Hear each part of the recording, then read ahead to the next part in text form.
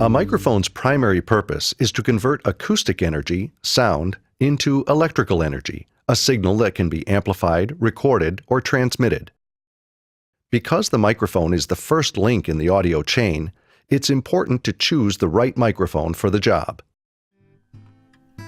When choosing a microphone, you need to consider the desired sound source, whatever the mic is supposed to pick up, and the equipment that the microphone will connect to. The microphone needs to be able to handle the loudness and frequency range of the voice or instrument that you're miking. If it doesn't, your audio might have noticeable hiss, distortion, or voices and instruments might not sound natural.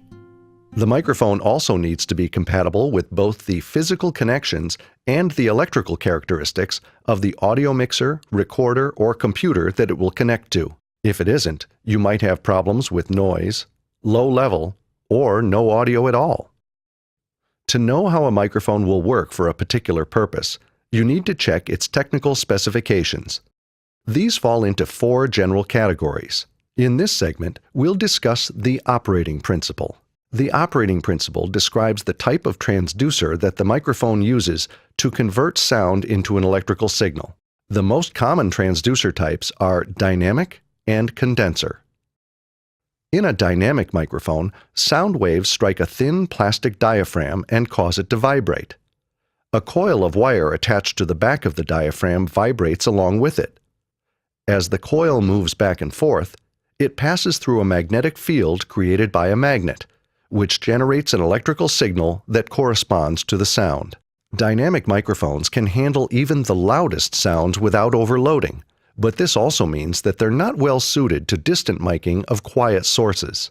Because the sound waves have to move the mass of the diaphragm and the voice coil, they usually have limited high-frequency detail, so they're better for vocals or horns than for stringed instruments.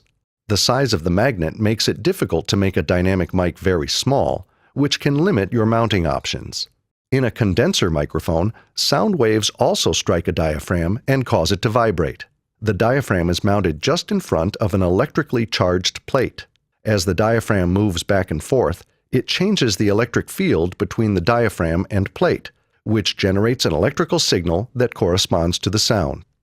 Since there is no voice coil in a condenser mic, the sound waves only have to move the diaphragm. This gives condenser mics better high-frequency detail than dynamics. This makes them ideal for miking stringed instruments, percussion, piano, or subtle vocals.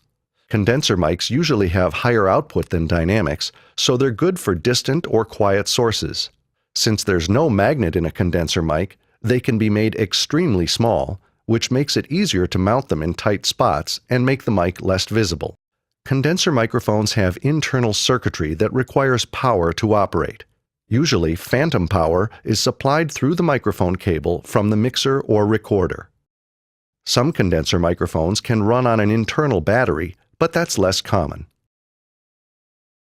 Unlike dynamic mics, the electronics in a condenser mic can overload when exposed to very loud sounds. Make sure that the condenser mic you're using can handle the sound levels that the source can be expected to produce. By understanding microphone characteristics like operating principle, you'll be able to choose the best mic for any application and get better results when recording or using a sound system. In Part 2 of this series, we'll explain microphone frequency response.